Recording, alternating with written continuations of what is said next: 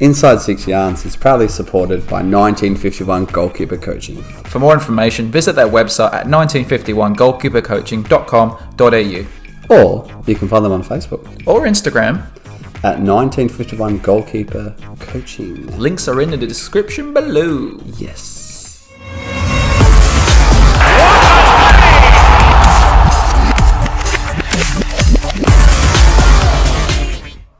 Welcome everyone to part two. Part two, yeah. Inside 6 Yards. I'm your host Yatesy. With me as always, we have our co-host, Mr. Tommy-Gun. Thank you. And also, we have our special guest. We've untied him. We've let him walk out, let him go to the bathroom, make some important phone calls to his family and friends, let him know that he's okay and alive. With us we have old mate Nick. Hello. I apologise, old mate. My old mate as in you're a good friend of ours. Yeah, it's just the Aussie term, isn't it? Aussie slang. Yeah. Old mate. It's like, Old no, mate. not really. Not But in goalkeeping terms, old mate's like 80 years old, isn't he? yeah, that's old for a goalkeeper. Mate, 41, 40 is ripe age. I think Ripe age for a keeper. Just coming good now. I Exactly, reckon. yeah. It's just that prime cut of steak, you know, when you're sizzling on the barbecue, you're like, oh, yeah. Well, I think that's what Kenny Arthur said. He said, like, as soon as you start to actually get what you're doing, he says, your career's like just about over. On the turn. Yeah, it's just like, as you're like, oh crap, I'm getting good at this now. You're like, oh no. And your body's like, Your body's like, no, you can't do this anymore. You tend to relax. You kind of, you don't stress about stuff so much. I think that's a big, and we've talked about this, but like as a big thing as young goalkeepers, we're going to dive in very early in the start of the second podcast and get deep like a Navy SEAL. But just that, you know, when you get older, you kind of relax a bit and you don't take things so seriously. And for myself as a young goalkeeper, I wish I could tell myself that, look, don't take things this seriously. Yeah. Relax, go with the flow.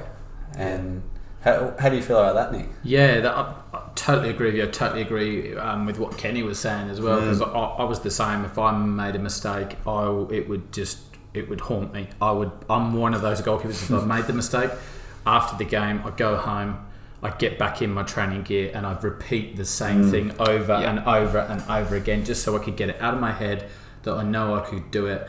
And I think the thing was, I had a guy come to me one day and goes, "You won't ever become a bad goalkeeper overnight.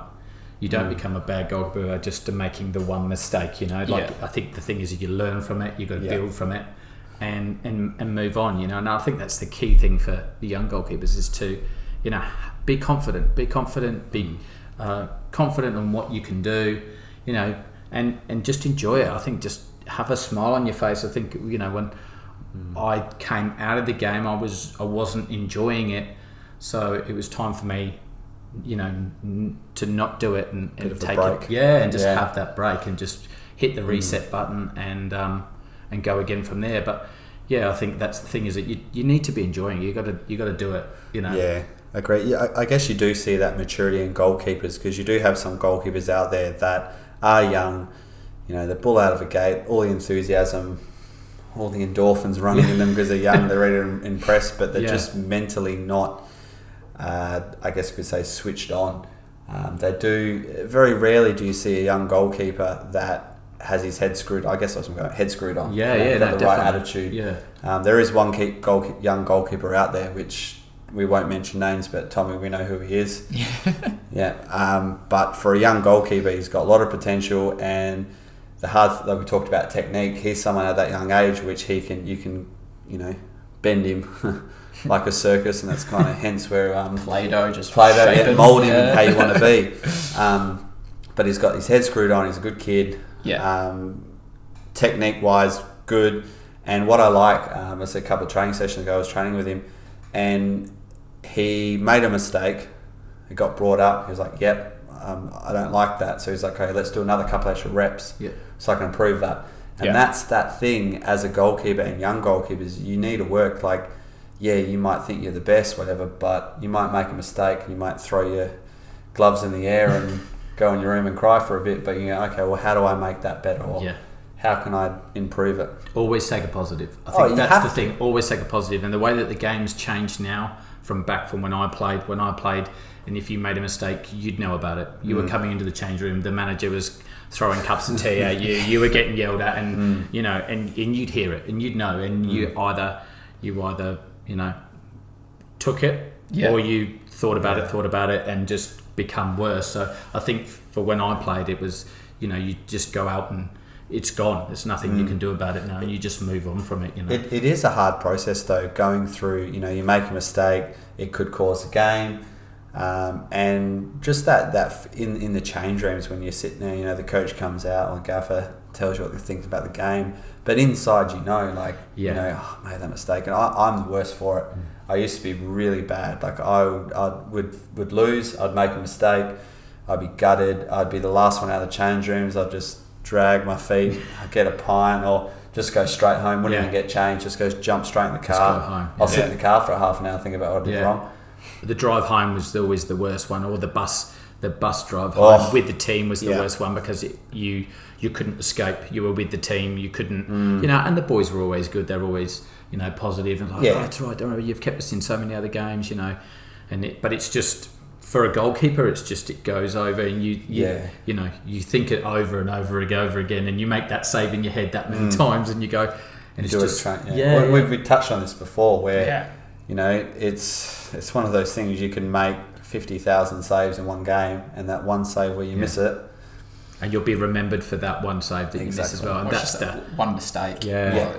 Like, you know, literally, like, as soon as you mention Karius, you don't think of all the amazing things that he did at Liverpool. You don't think of all the great saves. All you think about is the mistakes he made in the Champions League final. Was it Champions League final? Yeah. You know, it slips through his hands and stuff. You know, the saves that you make, you know, 99%. Well, he's a quality keeper. He's an awesome keeper. But it's just, you know, it's the downside to it is that a lot of times people remember the mistakes. They don't remember all them, you know, them half decent saves that, you know, we're not the hardest to make, but you were in the right position, you were set, and you made the right saves, and you made the right choices. But, you know, they're not going to remember them saves. All they remember is that, that little mistake, and you're like... Well, I guess in the outside world, if you're not a keeper or not affiliated with keepers, you know, something that could be quite simple as a save. When you look at the technique, you look at where they're standing, the position, you know, where they are, it could be a very crucial save at a crucial time, and a great save. But as goalkeepers, like, oh, what a save, and other people will be like, oh yeah, that was alright. This was one thing as well that I remember seeing, and this is you'll definitely know about. This was De Gea. Remember, it was said, great looking young man, his mistake. And this was the shot that I don't remember which game it was against, but it was basically a shot where... Through his hands? No, not through his hands. This is the one where it's curved, right? And it's just, the ball's dipped, and it's gone the opposite way. And then he stepped to one side, and the ball's just curved, and it's gone back behind him. Yeah, and you're literally and it was like, there were so many versions of it on YouTube saying, oh yeah, De Gea mistake, or De Gea howler, and I'm like... How can you say that to howler? The ball has literally moved in midair, like not just like a natural curve, like an instant, like bam, it's dropped. Like somebody shot the ball in midair, and you don't know how the hell it's happened, but he's dove the right, or he's gone the right way, and all of a sudden the ball's just dipped behind it. You can take that two parts, and I think Nick would agree with us on this. It's good to see. Well, it's not good to see De Gea making a mistake, but it's good to see a high class goalkeeper. I wouldn't say a mistake, but an unfortunate error. Yeah. And it's good. It's humbling to know that, you know, we might make mistakes in a game, and then these players are making mistakes. Yeah. But then you can see it as the goalkeeper union. You can analyse it and go, okay, well, what happened? You know, you see it, and you obviously would have experienced that as well. Oh yeah, for sure. And it just exactly like you said, the keeper union. I think when we see those mistakes, when we watch the pros on TV, you kind of go.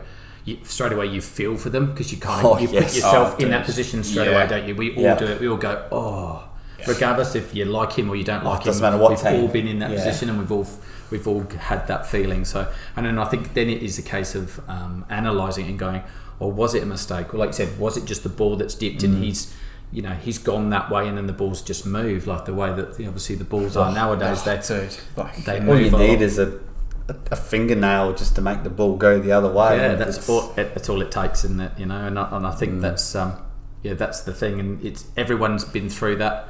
Thing is, it's more about how you react and how you bounce back from that. And like I said, as for a young goalkeepers, I think it's real important that you stay confident, and you don't beat yourself up about it. Learn from it, be positive. It's gone. There's nothing you can do about it, and then that's what you got to remember. There's nothing you can do about it. It's the goal. You can't take it back. No. It is what it is, and you just need to move on and be confident, and make that next save again.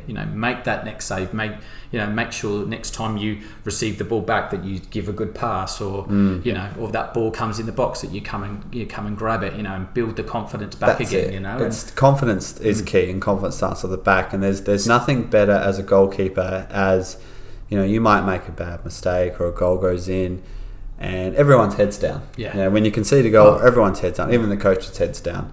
And it's how you as a goalkeeper react to that and go, okay, conceded a goal, right, let's go, boys, come on, let's do it. And if you're driving from the back, as a goalkeeper, and your defender's going, all right, let's do it. And then, it's going to push. And again, confidence is contagious as well. Dude, it's so contagious. You feel it, and then you feel it, and it transfers to your defenders transfer to the midfielders, and all of a sudden everybody's confident as well. But as soon as especially as your head drops as a keeper, and I've seen it and I've been guilty of it at times as well, when you make a stupid mistake and you just can't whack it out of your brain, and you can tell that you're stirring about it, and people can tell you're stirring about it, instead of just moving on. And I think that's the best advice that, especially as an older keeper compared to a young keeper, is the best advice for young keepers out there is just to, if you make a mistake on the pitch, just shake it off.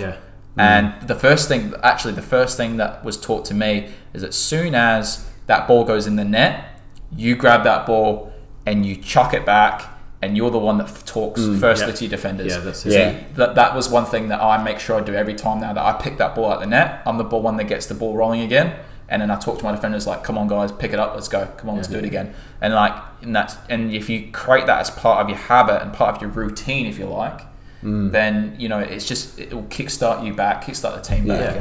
I've actually, sorry Tom, I've got 3 points to pick up on that last comment. One, you're not you are young. No, you're still young. You're young. Second one, I don't feel young though. I've got 2 kids. The second one, I like how you reference Taylor Swift and Shake It Off. Yes, and I'm glad you noticed that. And good old T Swizzle. And the third one, it's a thing. But if an attacker has a good shot, you've got to tip your hat and go. I've been guilty of it. With my career, I'll be like, someone had a good shot and it's got to go. I'll be like, wow, good goal, man. Yeah, good finish. Yeah, that's right. Or if they have a good shot, you save it, and you're like, good shot. And we said that the other week. We said that there's nothing better than a striker coming up to you and going, good save, mate. You're like, that's it. And I think that's like with confidence, it's a really, really good thing as a keeper, and it's what I've started doing. Is I just like to be myself in goals. If someone has a good shot, someone does something good, someone does funny, I'll pull you up about it. I don't care what team you are, even if the referee or the linesman. I'll be a little bit cheeky, be respectful, but I'm just there. I'm there to have a good time. I want to have fun, and I want to be the best I can be playing. So you're just going to enjoy what you're doing. Yeah, exactly. And it helps you. Yeah, for sure. Yeah, do it with a smile on your face. And I think that's the thing, when you play at a good level, or a high level, it's very, very serious, and it is quite not stressful, but there's a lot of pressure on you. So you're having to perform, all the time. There's people watching you. So the stakes are quite high, and I think at times it makes it hard. So sometimes it's not as fun. Agree. So there is an element where you do lose that that bit of fun out of it. But I think you've always got to remember where you started from, where you're playing, and do it with a smile on your face, because that's what you do. You do it because you love it. Exactly. And that's why we do it. We do the goalkeeper. We're goalkeepers because we love it. We love diving around. We love getting dirty. Slightly crazy, but we love. We love making those saves. There's definitely something extra for a goalkeeper, isn't there? There's always something special. So let's. I want to ask you a question, Nick. It's not on our topic here, but have you ever had a run-in with a player? There's those forwards that we spoke about offline about the fancy boots. Yeah. But those kind of players that they're just lippy. And when it comes to corners, they come mark you and try and step on your toes and try and fill your pea and carrots. You know what I mean? Like just try and get in your head. Have you ever had a run in with any of those? I did actually. I had a run in, and I don't know. It's very. It's quite funny because it happened in Hong Kong. I was playing over there. And obviously, that's a good tie into our next thing. Exactly. Yeah. Thank you. Let's keep this going on. Yeah. Couldn't have tied in any better. I was going to say, winning. If we're looking for a third wheel, that's right. But obviously, with when I went over playing in Hong Kong, you can only have 4 foreigners in your team, so they tend to run a keeper, defender, midfielder, and a striker. The key positions. Positions, just like through the guts of the team. And I had this one guy we were playing against it, and I don't know, I didn't even do anything to annoy him. He just turned on me. Just everything that I was doing, he just was going at me the entire time. Everything I was doing, he was bumping and nudging me. Every time I was like, he was trying to close me down, he was giving me that little nudge afterwards. He was just really trying to. And they were the better side. They were a better side than us. We were the sort of lower end side, and we were actually drawing with them 1-1 at the time.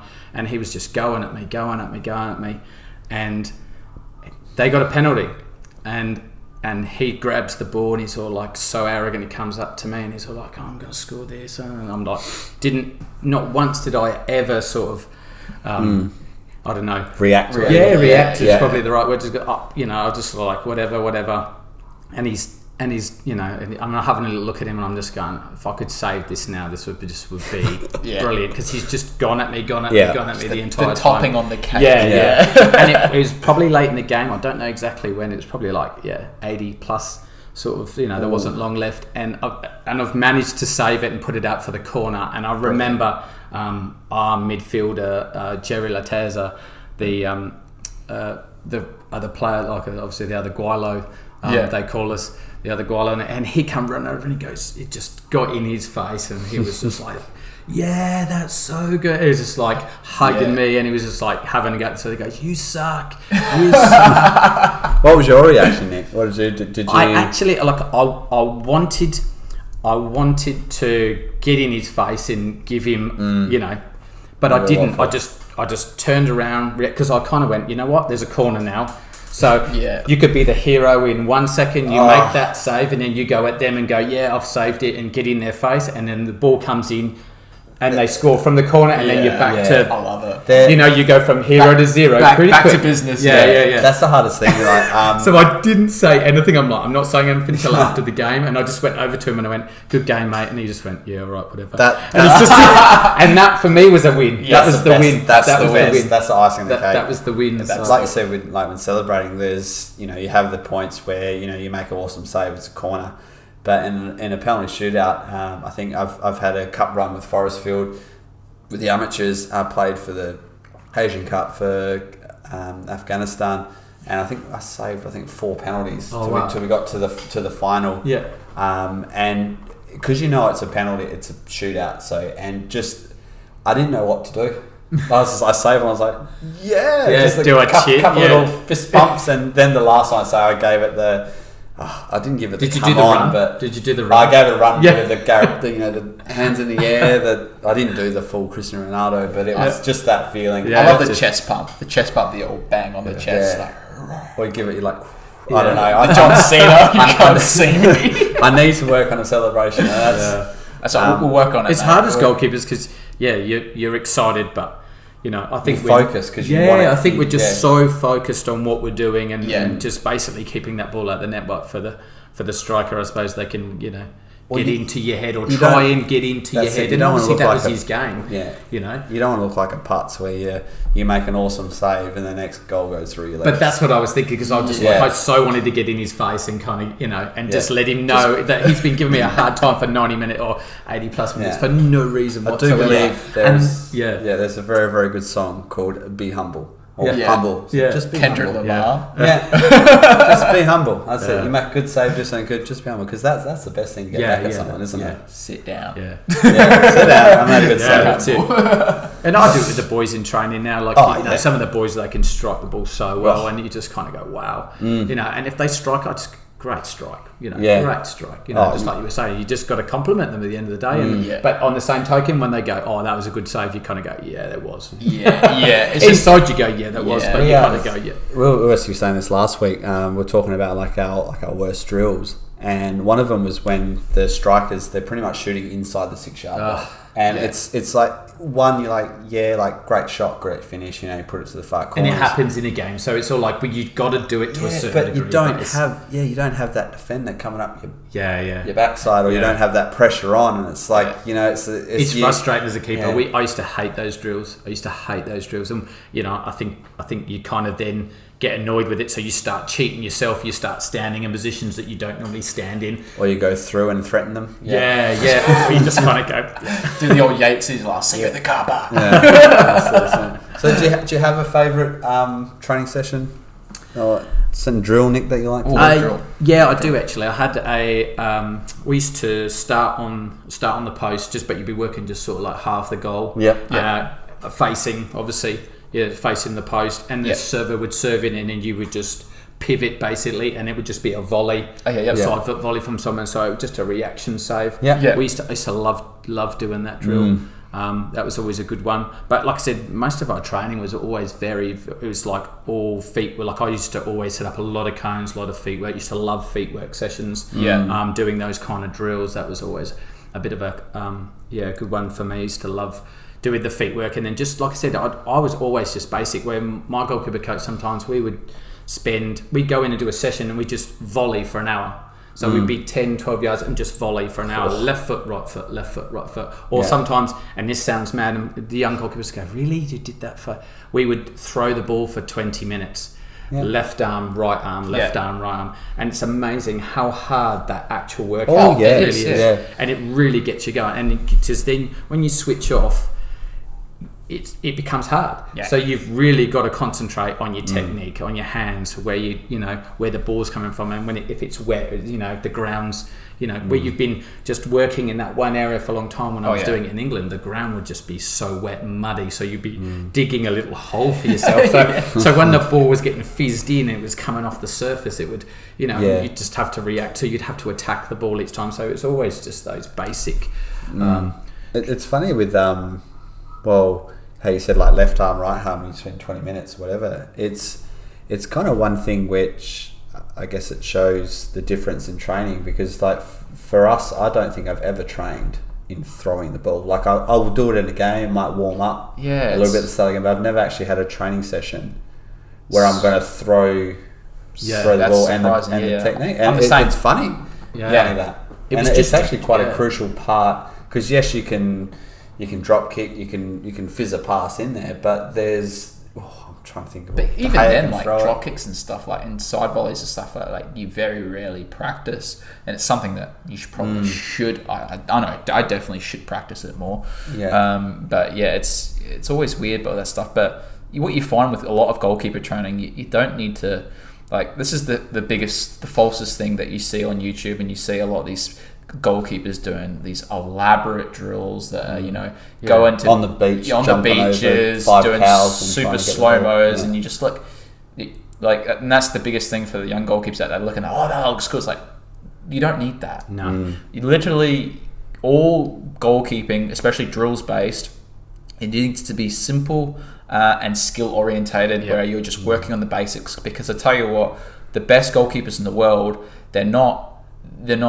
doing insanely elaborate drills. All they're doing is basic drills, but they do it with basic skills that they've done very well. They build up that basic skill set, but that basic skill set's up here instead of down there. And they're doing everything to perfection, as opposed to, and I think just as young goalkeepers, that they just work on the basic stuff and do it extremely well. Especially when you're saying that and also the tempo of training. And that first and second save. And I'm going to again pick up De Gea on this one. Made the save, then the second foot save. I think it was against Arsenal where he made the save, then that just lunge out with the foot. Quality save. And I think it was 0 all at the time. And just that reaction, make the first save, and then the reaction to get up, and the momentum to get up, and to put that body in the right position, no matter what it was. Not a Phil Jones using his head and hitting out the But it's techniques and stuff that the young kids can do. You don't need to have, you don't even need to have a football. You can go out to your back garden and just work on collapse save, up, down, down, getting up and getting down, starting, maybe laying, flat, getting up, maybe, pretending to take a high ball, jumping. Just those little things is just an edge on what other goalkeepers may not be doing, or it's just that little bit more that you're doing that's just going to make you that better keeper. I was saying to the boys because we had a training last Saturday just with the goalkeepers with the Curtin lads, and we were going through the training and it was getting a bit hard, and I was thinking to myself, well, this is hard, but this is the difference between them and us. What are we going to make the difference? You know what I mean? Like, this is what we've got to do to be that little couple of steps better than the goalkeepers and the strikers that we're going to come against. Definitely. Yeah, that's right. Because this year in NPL, State League, Amateur League, Masters League, this is going to be completely different. And that's one of our topics, isn't it? It's going to be interesting to see how they roll this thing out. Because is it going to be like are we going to do like another full pre-season? Is it going to be a half pre-season? Are we going to have time to do friendlies like we were talking about before? Like, is it going to be a promotion? Are we playing all the games? Are we doing just one round? Are we playing 45 minutes? Are we only playing 30 minutes? Are we doing the cup? Are we cutting it down? There's lots so of much grey areas out there at the moment, isn't there? Like, and there's talks of midweek night games. I do. Are you guys a fan of a cheeky midnight? Well, not midnight because that's a bit weird. Midweek. Just under the lights, just night games. Night games. Night games are always good. Except when it's raining and really, really cold, because it's not good. But the midweek games. As long as the lights are good. The lights have to be good. As the lights are good. Correct. I've been very lucky in my career. I've played obviously under lights. We've played at good stadiums, and the lights were good. So we've never had. I do believe it's all with the lumens. Is it lumens? I think there's only. Because that's with the bit of inside information. I could be wrong, and viewers, if I'm wrong, please comment on it. Please tell him if he's wrong. But I think there's only a few clubs. I think there's a few in NPL. There's a few in State 1 and 2 that have the right lumens to play a night game and also record. Okay. So I do know that Forestfield is one of the ones that have the right lumens. And I know that Dinella as well. And I'm pretty sure Curtin do as well. There you go. Yeah. So it is like there's nothing worse than having poor visibility as a keeper. In that night game. It makes it so bad for us. It takes out that. For me, it's depth perception. That's the biggest. And what I've figured out recently, actually, is that what I struggle with is I can take a high ball coming in from a corner quite easily because I can analyse that trajectory. But when it's coming in from in front of me and that depth perception side of things, that ball played through almost. I find that one very hard to read. If it's a cross, I'm pretty happy with because I can see the flight. But if it's coming this way, I usually find it quite difficult. And then you put darkness on top of that, mate. Like I'm just sitting there going, bodies in front of you. I'm just like going. I'm just almost there with a stick. Where's your guide dog in the goals? I think we've all had that one as well, where it comes in, from across and it goes into the lights, and you go, I can't see the ball. I can't see anything. But then you go from going from catching to punching, and I've done it in training. When we were last in training, and I've just gone, I can't see anything. So I've just gone like that, and it's just hit the glove. And there's somebody like, why didn't you catch it? I just couldn't see it. I've actually had one in a game where they've actually scored from a corner because I just could not see. I've fluffed it, and it's just gone straight through top ends, far corner. Just couldn't see it. Straight from the corner. From a corner. Yep. Oh wow. Yeah. Could not see it. That's a good effort to bend that in though. Yeah, he's done a good finish. You could also throw that. That's not a bad finish either. Oh look, that's I was pretty annoyed. Who wants to get beaten from a corner? Yeah, that's right. But still, Where's your guy on the back post though, mate? What's he doing? I'd actually having a picnic. I do Here's believe. One for you. Do you put people on the post or do you not? Oh, yes. This is an interesting topic. Here we go, because I'm going to counter your question, because I'm going to throw in what I was going to say and also answer a question at the same point. I love So, WA Memes Football. They've got a few photos up, and there's actually one of the photos they've used is actually me in goals. And that's actually the photo that was used was actually the goal that got scored. And I think the guy I like having guys on the post. I think he wasn't a tall guy, but he did jump, and you can see how high he got off the ground. And the other geezer got pretty damn high. Got high, yeah. I didn't swear then, that's good. But that went in. So like I do like, depending who's coming up for the corner. So if there's a couple of tall lads, obviously you get them up. But I do like the confidence of having just two people on the post. I think so. Because I want to know I can come out and I want to get this ball, because that's one of the things I need to work on, is coming out for corners and for crosses. And it comes back to exactly the same thing. Then there's your confidence. Yeah. You're going, I can go for the ball. I've got two boys that can tuck in and defend the goal if I go or something goes wrong or whatever, but it gives you that bit of confidence. Yeah. And I remember watching a video, and this was quite actually interesting. So the guy was talking about setting up people on your posts. And then this goalkeeper coach was actually saying, put your tallest guy on the inside of the posts. Yeah. And I was thinking, but I was always taught differently. I was always taught, because you want your tall guys, competing with the strikers so that they can get the header. Yeah, definitely. So then I was like, this is two different ways of looking at it, because obviously you've got that extension, because all the person is next to the post is an extension of the post. If you get somebody that's taller that can cover that whole area, then essentially you've got less area to potentially save from. So then I'm like, that's also a good point. And I was just like, what's right, what's wrong? Well, that's it. I guess it really depends on what your height of your team is and what your coach wants to be, because some coaches don't want you to have players on them. They want to have that attacking option up front. So your wingers normally are the ones that come on the post. Quick counter. You have the tall geezer that's your midfielder or your striker comes in and helps you, and then you just have one lone striker at number 10 just sitting there like, hey, I'm over here, kick the ball to me. Assist. So we all love an assist. Oh, yes.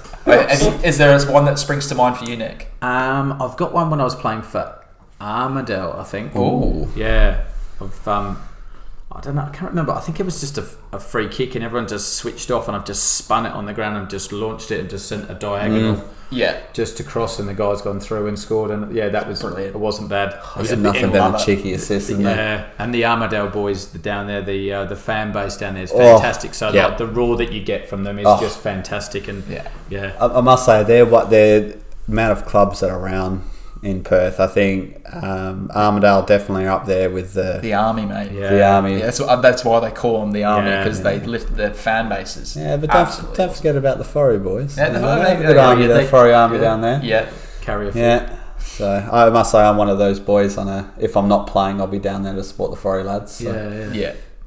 Good point. Well, pretty much, it's nothing better as a goalkeeper, and I played nights here with Kelmscott. I think was it 2 years ago, I think, or a year ago. Last season? I can't remember where we played. I can't remember the ground where we played, but I had maybe 4 or 5 guys. I played the second half. Yeah. I had 4 or 5 guys behind me, just give me a bit of banter, a bit of stuff like that, and I just love it. Yeah. I love listening to the crowd. I love, it's obviously nothing compared to playing, an Etihad or something like that. But like it's, or Old Trafford, like it's nothing compared to that. But just that bit of banter, I don't know, as a goalkeeper, kind of drives me to ignore it, but drives me to play. But have you ever felt that, Nick, with obviously your career and what you've done? I've had a few. I've had when I played in the FA Youth Cup. I was actually playing against my where I actually came from, Yeovil. We were playing against them, and we were drawn against them. We played at that, and it was actually a bunch of my schoolmates and mates behind the goal. This was the one of them, and they were throwing toilet rolls at me, and they were just getting stuck into me. And we went 3-0 up, and we were cruising. And I don't know, we gave it away and ended up drawing 3-3 that night. And I did the same thing. So I've got all hot-headed and didn't make any mistakes with the goals, but just. My defender just went, calm down, just calm down. Because you're playing against your home side. And I played for them as a kid. I went through the ranks from 10 all the way through to 16. They didn't have a YTS scheme, so they ended up going to Bournemouth. So we ended up, that night was not very good. And then I played another time.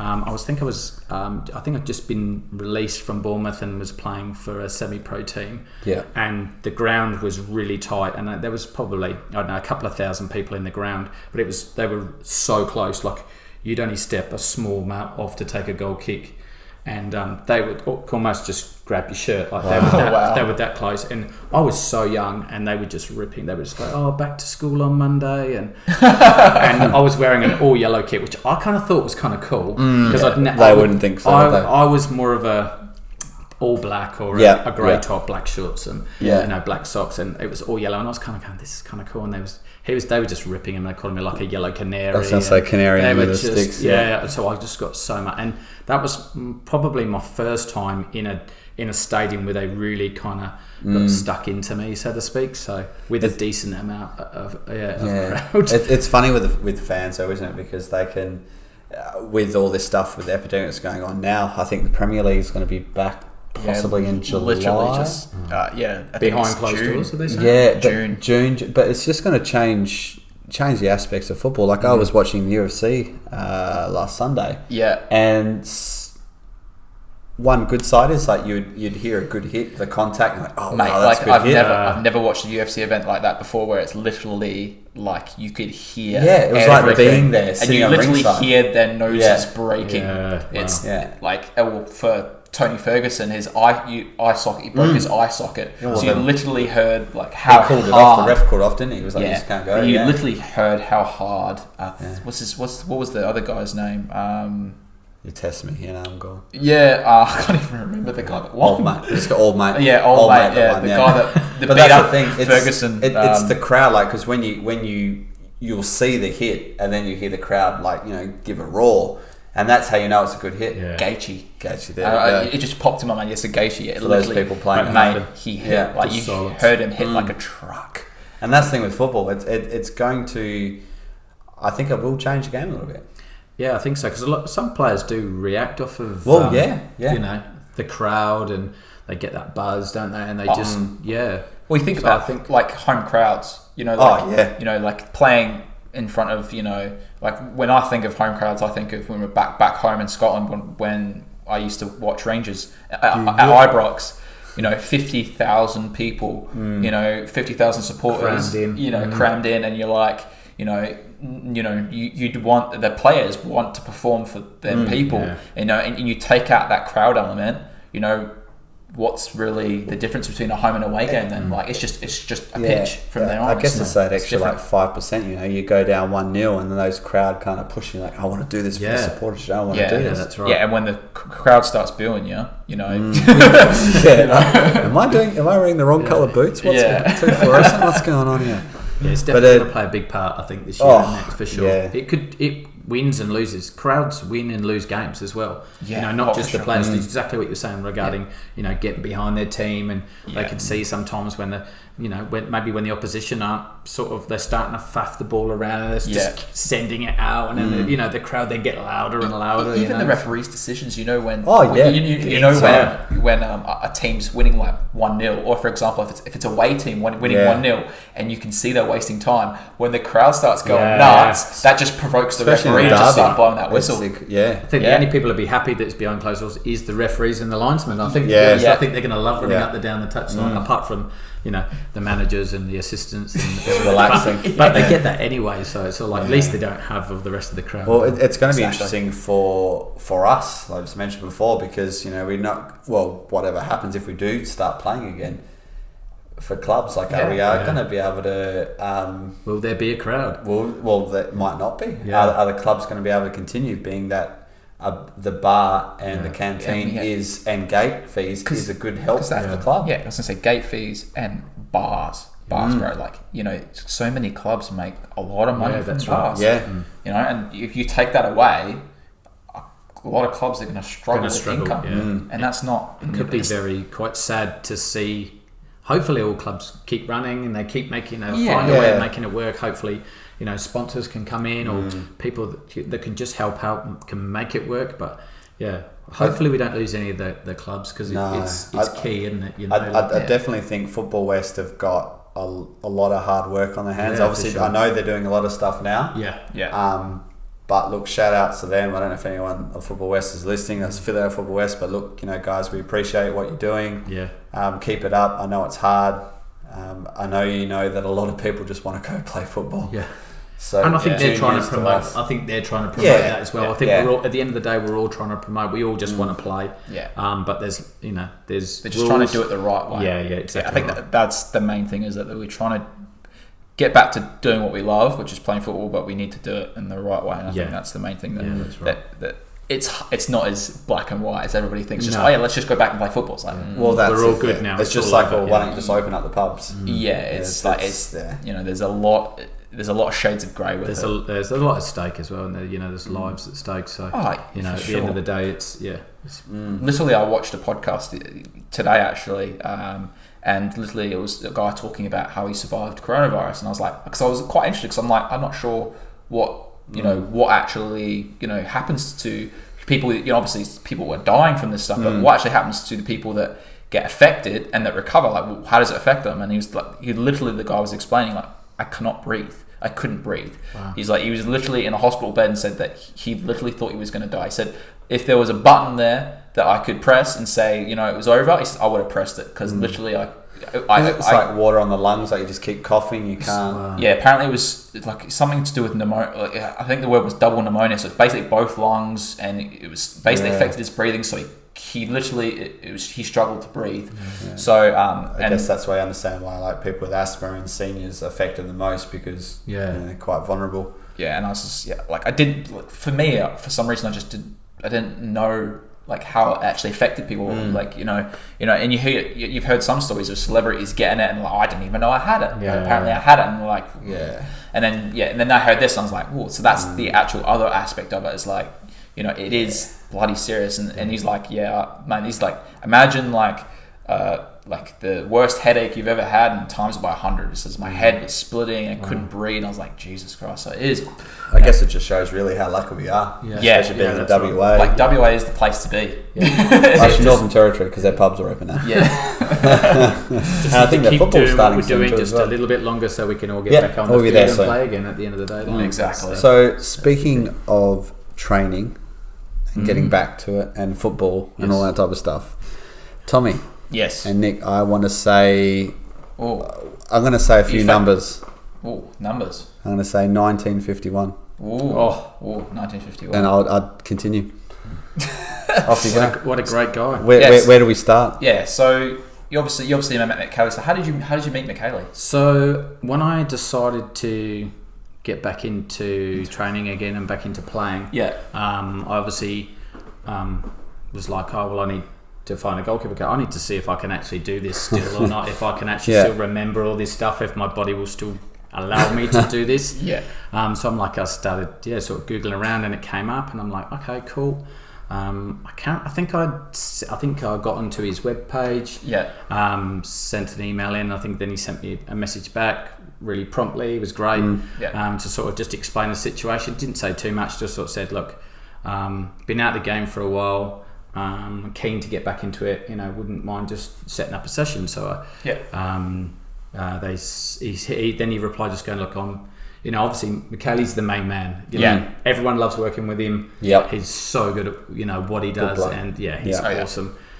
His passion and everything that he does with the goalkeepers is great, and he's got a great thing going on. So I couldn't get him, because all the younger kids are like jumped in and got him first. So I got the offside. I got Stewie. Which was awesome. He was awesome, and that's the first time I ever met Stu as well. So that was pretty cool. And I just got a message saying, cool, no worries. You can work with this other guy. He's really good. Got good experience. Come down. Works out. The message was probably work out good that you're working with Stu and not myself. He goes, because obviously you haven't played for a while, so you don't know where you're at.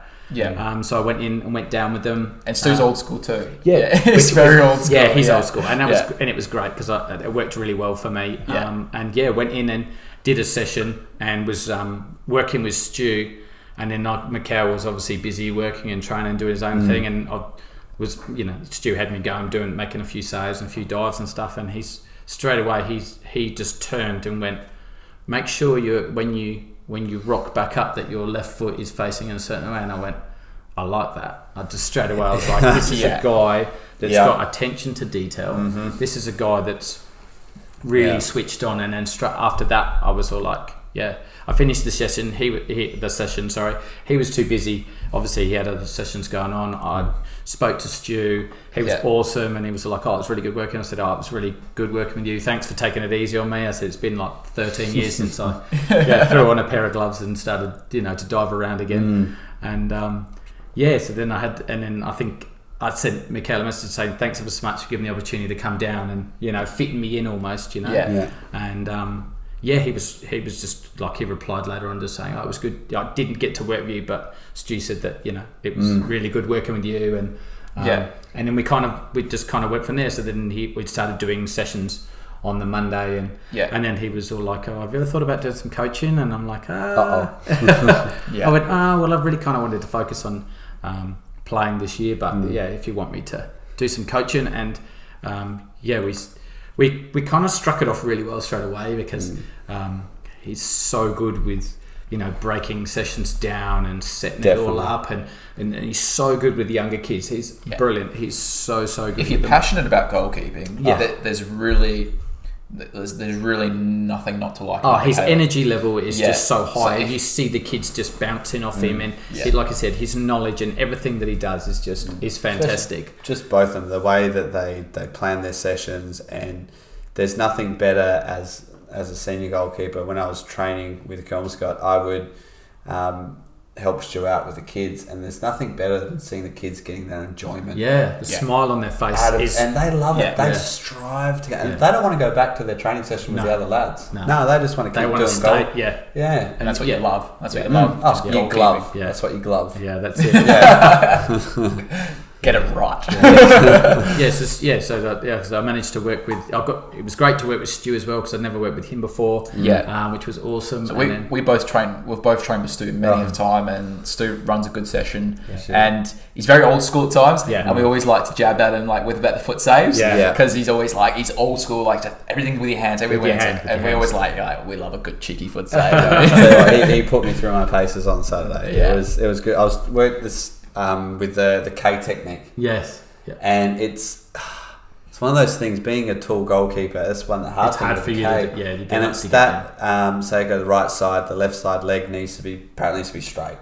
And it's just that simple, in hindsight, looking at it and go, okay, my leg needs to be like this, hands to be like this. But when you go down to make that save, it doesn't happen. No. And I would make this. I'd make the save. I'd make the save, and I'd stop, and I'd be like, freeze frame. And I'd look at Stu, and he'd look at me, and he'd be like, your leg's wrong. I'm like, oh damn! I love every time trying to. He's just wait there. I go to make the save, but it just doesn't happen. And then a few of them I did quite well, but then it was those ones that were.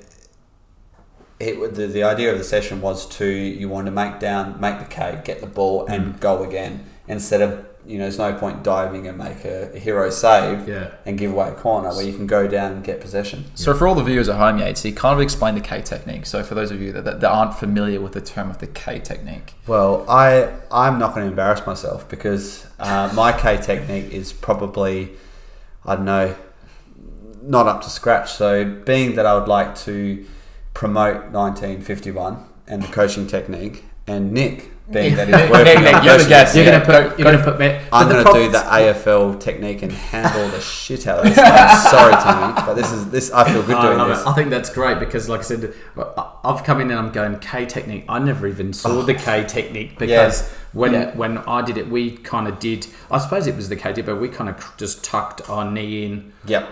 With that, but so it's almost a scoop type of. But we were always my goalkeeper coach in the UK was all scoop. It was the scooping technique, and it was something that we worked on a lot. So then it was. I'm the same. It was like one of the K technique, and it was really funny, because Stu goes, "I'll get you to do a K," and I went, "Do a what?" I went, "Do a what?" And he goes, "Is that YMCA or what's going on?" I'm like, the K technique, and I'm like, he goes like, the thing, and I'm like, I don't know it was called that, but I kind of made it, and he's like, it was all kind of good. So it's very weird. It's just there's a lot of different techniques for that particular type to break it down. So I guess it's the right foot going forward, out wide, hands down if it's going to the right side, and your left foot is going parallel, so your knees down and your legs out, so you're covering that space. You're going down round groin area, so Yeah. you're covering, getting megs. Hands out in front, obviously. Yep, Yeah, and yeah. you're picking it up. Yeah. So you're ready to rock and roll to go again. Yeah. Other Head, names, hands. 5-point save, I think it's called as well. Yeah. K-Technique, I think it's all the same. It's very similar stuff, but the idea of it is obviously to cover as much body area as you can. And also getting up and getting ready to make that simple quick save and distributing it ready to rock and roll. I think it's more of I think of the technique's more of if the ball is not travelling at a super high speed. Exactly. Yeah. I think it's more like you said, exactly what you're saying. So the ball's coming back to you, you can pick it up, so you can kind of do that, but you're still stopping the ball. So say if your hands weren't in the right position, it can then still be that barrier to stop the ball going through your hands. But I am definitely a big fan of the K-Technique because my worst fear as a goalkeeper is trying to scoop it, just doing the old traditional scoop and then the ball scooping through my legs, or just I've miscalculated it and going through my legs. So I like to do that K, or to bring the leg down so that just in case it's a fail safe, that I get that leg got it behind. there. Yeah, so that's that's also a good thing about the K-Technique. If a little inside of the Goalkeepers Union, if you are winning 1-0, that's a cup final or a game, you can waste a couple of seconds, make that K save, go into a little lay on the ground, have a look, kick your legs around, wave to your fans, stand up, and let's rock and roll. Mate, I think we've got to do a whole episode on just time wasting techniques as goalkeepers. Like, there's so many. Like, especially as one of my favourite goalkeepers, Alan McGregor. He's absolute bugger for it, and literally he'll do the old pretend to pick up the ball, and then he'll literally dribble the ball from right one to side of the box, and literally wait for somebody to come, wait for something, then he'll eventually and he'll pretend to kick it too. He'll do the old pretend kick and get them to faint, and I'm can like, even turn your body and just pretend just pretend to get up, and then my they get thing I like to closer do and is closer. I would never ever do it in a game because I know my coach, he would absolutely rip me to shreds. But in the Asian Cup, what I'll do to waste a bit of time, I'd juggle it. So the ball will come to me and I'll do like how many jars can I do, then I catch it, okay, let's go. Yeah, you can go again. And every time I juggle it, I'm like, I'm going to make a mistake. Man, come on, concentrate. I'm definitely not confident enough to give that a go. All right, so are we gonna end up with a few quick questions there, Yatesy? Well, what I would like, just before we touch on the quick questions, so we'll do, so obviously 1951, and I just clapped, sorry. They're clapping. Sorry, Tommy, I'm shocking with my clapping, it's like I'm playing football. So 1951 and SDL did Goalkeeper Wars. So the Goalkeeper Wars was awesome. So you were almost a part of it? Nearly? I kind of... I did Probably a training... Good thing it wasn't part of it. I did a training...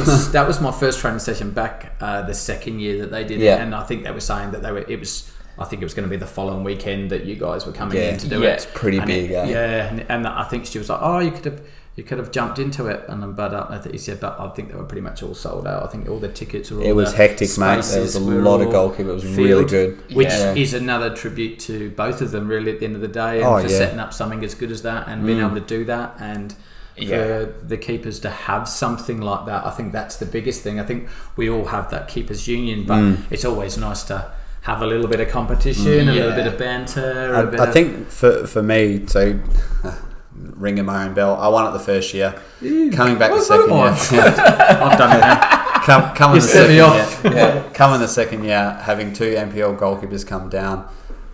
It was a great honour to play against them. So you played against Soldaris, didn't you? And I played against Cyril. Yeah, an absolute gentleman. Oh, did you get Cyril? I got Cyril in my group. Both gentlemen. Awesome. Like awesome. Like could not praise both the guys enough. Like awesome. Like literally just down to earth guys. Easy to chat to. And I played Cyril, and it was literally, mate. I was just looking. I'm like, how is he so good? Like he literally, Did you score any past him? I did. So it was. How many?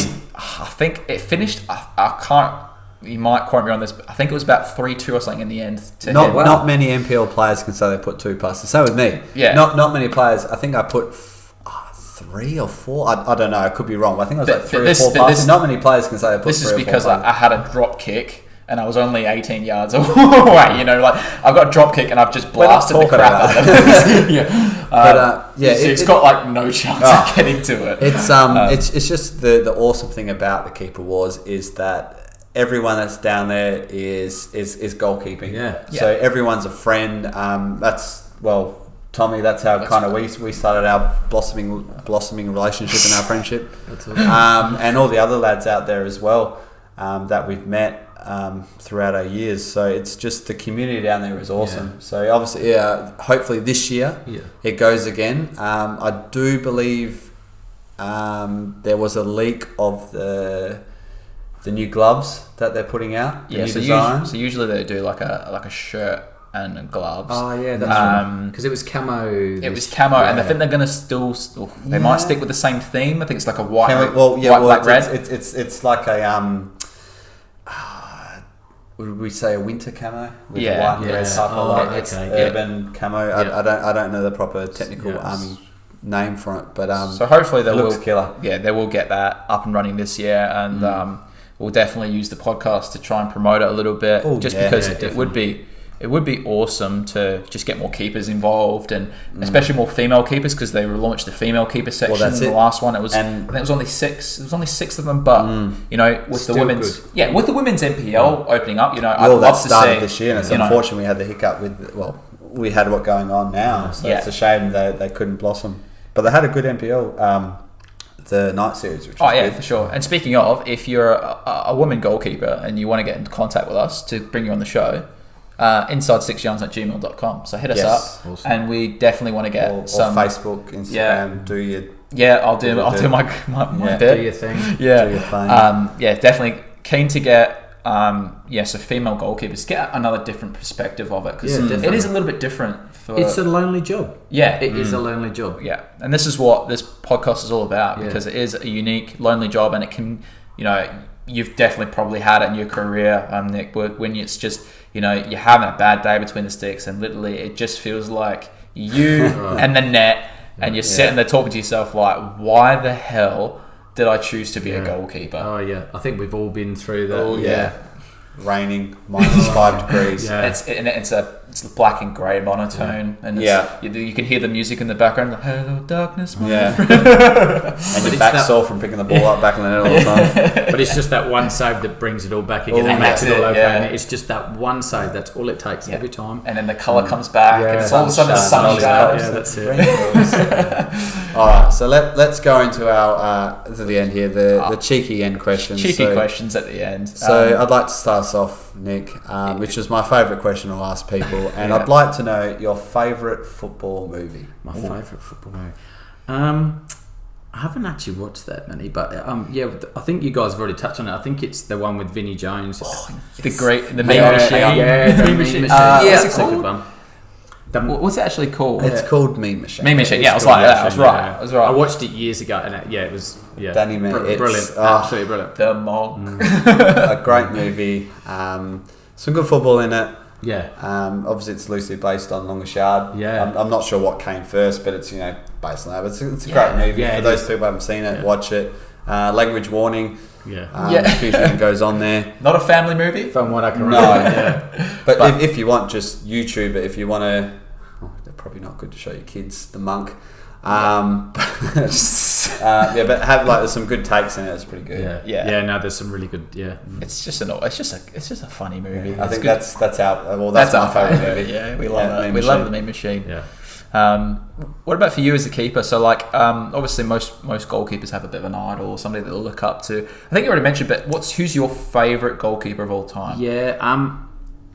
When I was playing, there was some really good goalkeepers, like Peter Schmeichels and stuff. Yeah. But I always, like I said, I based myself on someone that I thought that I could, almost mimic and try and get. And like I said, for me, Tim Flowers was my man. He was technically so sound, and just his shape and everything, the way that he went about stuff. And I just was a big fan of him. Big fan.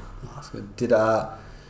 Do you know what gloves he wore? He was a Eurosport man, and I followed him as a typical of that. They even brought out the Eurosport goalkeeping boot, and I managed to get those as well. They had these little grips around the front of the boot. Yeah, that's going way back. That's some leash market stuff. They were really, really good. They were awesome. So I had those in a stud and a mould, and and I had pretty much everything was Eurosport back then. So all my apprenticeship money went on anything Eurosport that was going at that time. That ties me into the next thing. So, would you say that's your favourite gloves, or what's your favourite gloves? Yes and no. favourite glove? I've been very fortunate to wear a lot of gloves, and when I was in Hong Kong, I was lucky enough to have a small sponsor with Adidas. Your Sport actually finally looked after me when I was in Hong Kong, so I got them for a little while.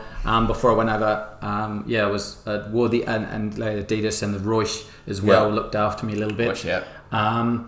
But all big companies. Yeah, All just the big companies. But I don't know. It's hard to tell. Like I said, Your Sport. I think because I wore Your Sport for the longest period of my career, probably then. Yeah. But there were the Adidas ones that I had were pretty good as well. Were they the all white ones you were mentioning? Yeah, before? they were like the all white ones with a. And you said you were a roll cut guy, hey? Yes, I'm a roll finger boy. Traditional roll? Yeah. Are you going to get converted anytime? Are you going to try a hybrid? I haven't tried one. Like I said to you guys, yeah. like the Royce ones, the black ones that I wore, they were pretty cool. Once you go hybrid, mate, you don't go back. I don't know. I've always been a roll finger guy. I think it's just something. They're old school. I think and there's just something about them. Yeah. But there was. I think a few people have mentioned. With the roll fingers, they feel as though they don't have. I don't know. That control, that feel. Control. But I felt with the Adidas with that little roll over the top, and it just felt almost between a neg and a roll. Yeah. So then it just, I don't know, it was just something about Kind it. You of just in kind of between. put them on you Yeah. and these feel good. So speaking of big companies, a little birdie told me that you have working on some gloves, mate. Yes. I've been very fortunate to through SD Leisure. Yeah. That they he's been awesome, and I sort of had a bit of a chat with him and sort of talked to him about maybe possibly designing some gloves and coming up with something, and he's been more than happy to jump on board with that, and awesome. and he's helping me out, and we're it's happening. It's slow, but it's happening. And can we talk about the design and the colour? Are we allowed to? So I'm a very old school plain. So they're going to be a plain white glove. It's kind of a little bit just of a description. So there'll be a roll finger with that almost that fold over. What you were talking about before, for that real nice tight fit. Obviously. They would just be pretty plain, pretty white. Like I said, quite traditional. I think some keepers love the red and the brightness of it all. But I think I must there's say something I do. about a white glove. Oh, look, white glove in it. It kind of can go with everything. Yeah, and that's what I've always liked about it. It was funny because we did our first episode, and literally in the first episode we brought out our top 3 favorite gloves, and my number 1 was an all black roll cut.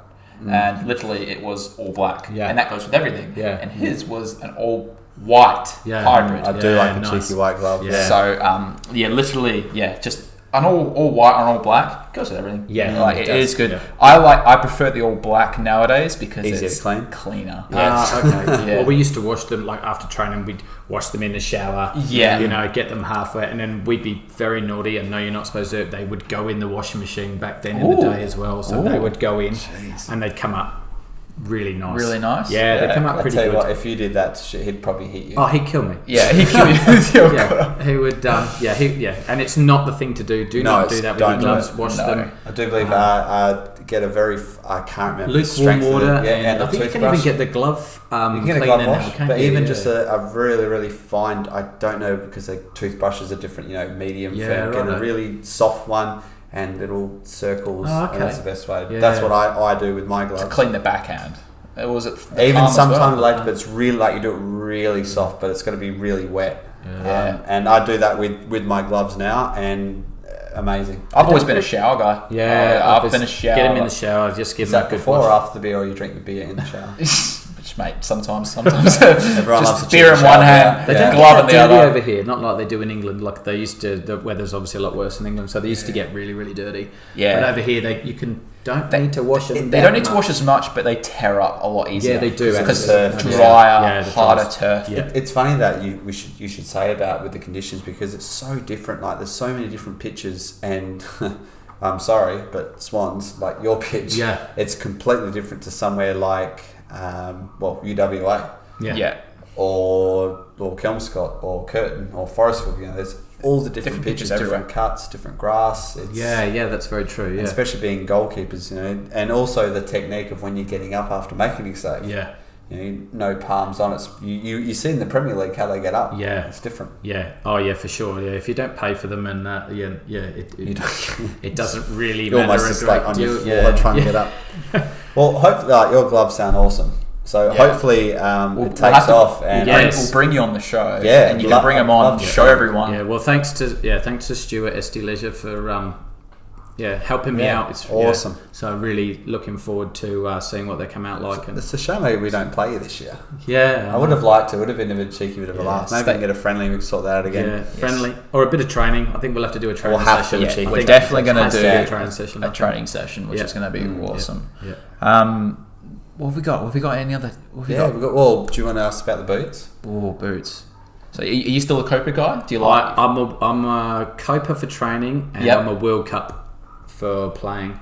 World Cup. Yeah, the studs. So they're pretty much exactly the same, but they're just in a stud. Black with the white stripes. The old just school exactly Copa the World same. Cup. And I had to dig around to try and find them. Like really, the white ones? The World Cups are they're just an all black. They're just like I said. They're all black. Oh, okay. Yeah, they're because I've seen the ones at Rebel Sport, and they do all black, and they're the 3 white stripes, and they're molded I think it's like 8 studs. I think it is. Yeah. Okay. Yeah, these are just a six studder. But yeah, just the Copa. Yeah, old school. Yeah. The old Copas, mate. Like they're such a the boot has been around for we don't even know how long it's been around. When you keep talking, I'm going to Google literally, because this is very interesting. Because I personally wear the newer Copas, which I find it's really good because the reason I find them so good is do you have a wider foot? Yeah. Because I've got a bit of a wider foot, so the Copas I find are really good for that. Yeah. But then also the fact that with the newer ones, they've also got a bit of a like a synthetic upper, a little bit of an upper, but it's not like the full sleeves that you get nowadays. It's just a little bit which kind of wraps around a little bit of the wrist, the ankle, and I find that's a little bit more supportive. But yeah, Copas all the way for me every day. And Yatesy, you wore the Copas last season. They were the ones De Gea wore, the yellow and black, what fluorescent yellow. And so I got a pair of them now as well. Yeah, and they're not a bad boot. Definitely for the kind of I've got like a long narrow foot. Yeah. But the grip and the feel you get are awesome. Like I said before, I'm on the Predators now, and they've got the metal studs. Yeah, you've got. Yeah, so do you wear molds in games? Yeah. So do you really? Yeah, I've kind of. I actually thought that it was illegal to wear the studs in Australia. So I've never actually.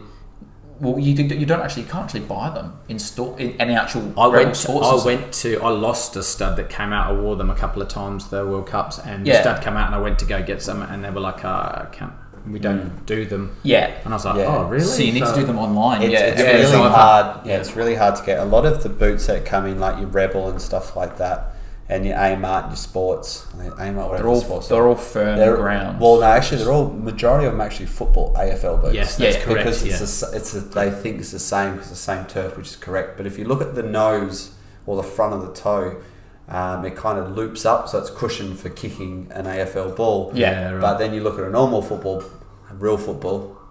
There you go. You see the pointy, like a Formula 1 car. That's why it comes forward. But unfortunately, to get a really, really good pair of boots, you either go to Onside Sports. Yeah. Yes. Cheeky plug there. Free plug, by the way, as well. Kudos to Caesar's doing a good job out there, mate. There you go. Just open the Canning Vale store, please, because I really like to get a few things. Yeah, exactly. It's a lot closer. Yeah. Yes, it is. Yes. But then, unfortunately, online, and that's where you get. Yeah. That's where I got mine. My boots. I got mine on Adidas line. Yeah. And they've got the molded and the metal stud. I think it's like 4 or 5 metal studs in there. But you do notice a difference, though. They dig in the ground a lot more. Yeah. And my style of goalkeeping has changed a little bit because it's trying to change that technique of when you make that plant to drive. You actually get a lot more forward behind and attack the ball. Yeah. It was always molds for training, or if it was super wet, we wear studs. But it was always studs in game. It's just that same thing for me. It's like if you go to attack the ball and you slip, how many times have you done that? So it's always for us. It was always wear studs. You know, lucky enough, the grounds that we played on were always quite nice anyway, so the grass was reasonably watered and it was well looked after. So because the worst thing you want to do is wear studs on a hard pitch. So I think that's as well. That's what a lot of the pitches are like in WA. Like they're all.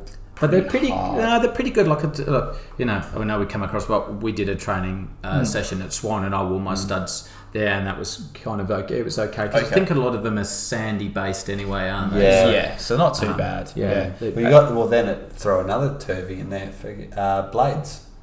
Blades was really big back in the day. That's how I broke and dislocated my right ankle with the blades. Yeah, really? I did it at Inglewood. Yeah, I was. Were you wearing the Predators? Predator blades. Predator blades. Yeah. And I hadn't been over here. Probably been over here. Probably not even a year. And I was training, and it rained real heavily, and so I just assumed in my head it was a bit like England, like so it's wet, so it's going to be real slidey. So I put the blades on, but over here it's a sand base, so it's actually quite firm. Yeah. So. And we were warming up playing keep ball. I don't know what I was doing out on the field at the time anyway, but it's just typical. We didn't have a goalkeeper coach back then, so it was like go and warm up and then we were off to the side to do our thing. Yeah. And so all I'd done was ran to shut a guy down. He's obviously passed the ball and I went to turn. Well, I turned, but my ankle turned, and it just had other ideas. Yeah, and that was kind of it then. So it's funny that because I haven't ever worn blades. I haven't worn blades because they were the big thing. Yeah, they were huge. Yeah, you could even replace them and stuff. They had like a little screw that you could take them out and replace them. And stuff. I think I remember having a pair ones. So young speaking keeper. Back to the Predators Adidas, the copper. How do you pronounce that? Mondeo. Yeah, that's actually Spanish for World Cup. That's what that is. And they were released in 1979, and they were designed for the 1982 FIFA World Cup, which was held in Spain. There you go. Hence the name. So they've been going around for a long, long time. Yeah. So Zinedine Zidane, Maradona. There's been some really big players that have worn those boots and very iconic. Really, when I think of World Cup, I think of those boots. Yeah, Copa Mondeo. It's actually interesting. Like, it's 79, so like we're talking 40. 41 years. That was my year of birth. So there you go. So, still young. So that's why you wear them. Yeah, that's how. But isn't it funny though, the evolution of boots? Oh, it's funny because they still. I remember at Rebel Sport the other day, and they still sell. They do. That exact. Like I was so happy to see them because I'd got back into the game like this year, and I was like, where's all these colours from? I just want a black boot. And I'm just going. I was rattling off lots of the boots that I used to wear, like the Essex Testimonials and the Predators and stuff like that, and I'm going, I can't find them. They don't. Foul Sport was another one that I used to wear. They were a really good boot as well. Couldn't get them anymore, and it's like, oh my god, and then.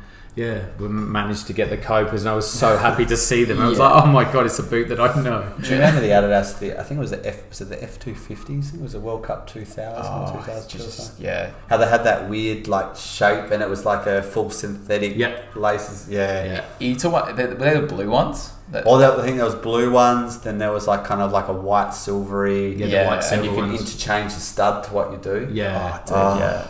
It was for me. They were like the rich kid shoes. I never got them. I used to just get like the simple Predators. But you listen, you look to some of the reviews on YouTube and you watch them and you just No, it's interesting, like how the evolution of boot technology has come a long way, but then again, it's like still like the Copa Mondeos.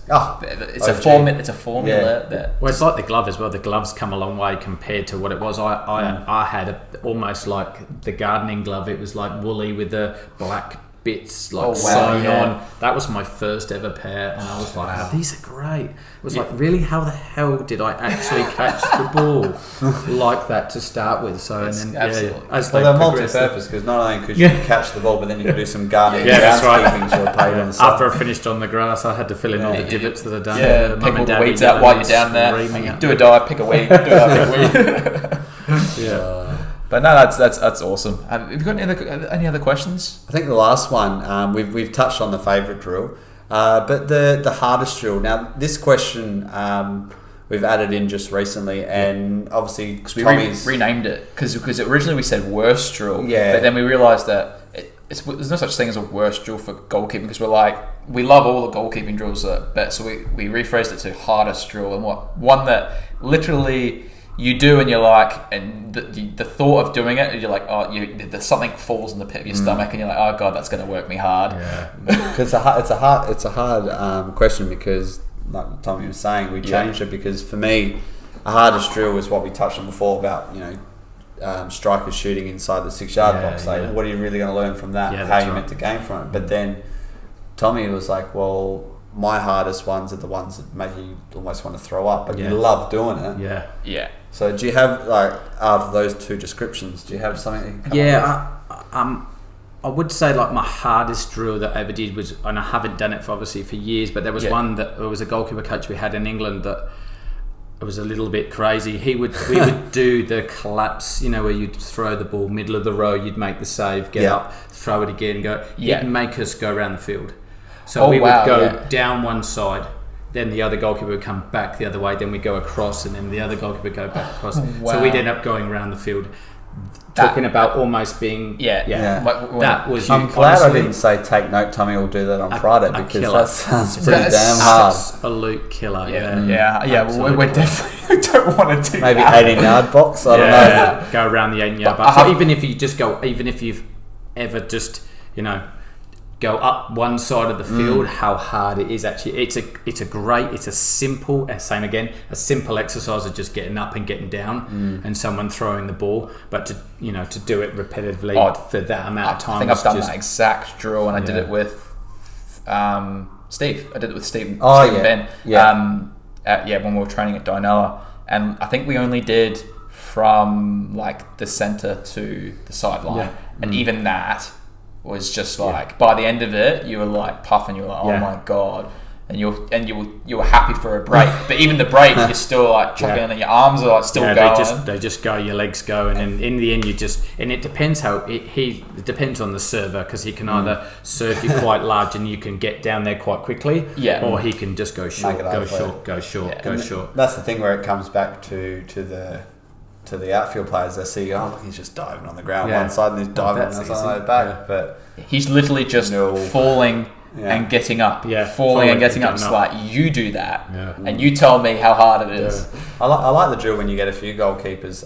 It's one that Steve used to do. Down at Forestfield, and we had probably about maybe 8 goalkeepers would all do a session together. That's a lot of goalkeepers. Yeah, it is. But it actually worked it quite well, so kudos to him. So you'd have a goalkeeper in the middle, and each goalkeeper would have a ball that would make a circle around you, and they would throw the ball to your left side, so you would catch it, go down, and you'd go make a circle. And it's funny because you think all you're doing is just doing a simple circle, but you're not. You look at the circle start off, and you're kind of moving around, because your body's actually going around. And they're having to adapt to your body movement in the way that you're that's because I had to think about this over the weekend. And that's one of the drills where it's a hard drill, because it's a simple drill, but it works you. Your arms, your chest, your abs are burning, everything's hurting. It's like, all I'm doing is laying on the ground and catching and throwing the ball. It's a simple thing, but it hurts. So that's awesome. Mate, it's been an absolute pleasure having you on the show, Nick. Now, thank you very much for joining us, man. It has been awesome having a chat with you. Thanks for having me. We'll be back at it again next week with another show. Yes. But if you wanna, if you like today's today's episode, I should say, just give us a like, subscribe, because we've just hit over 100 subscribers. So by all means, if you want to become part of the nation or the union, the union's probably, or the family, part of the family, familia, la familia.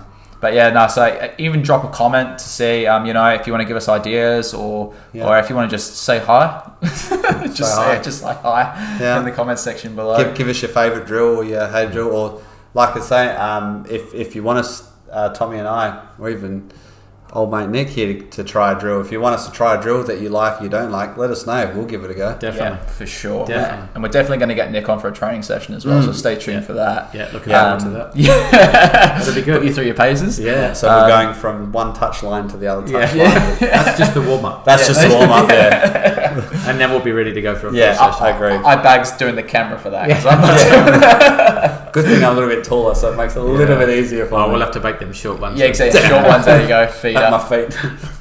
But guys, thank you very much for joining us for another episode. And I've been Tommy Gun. Oh, I guess that would make me Yatesy. And joined by Nick Stone, guys. But thank you very much for joining us. And take care. Stay safe. Peace.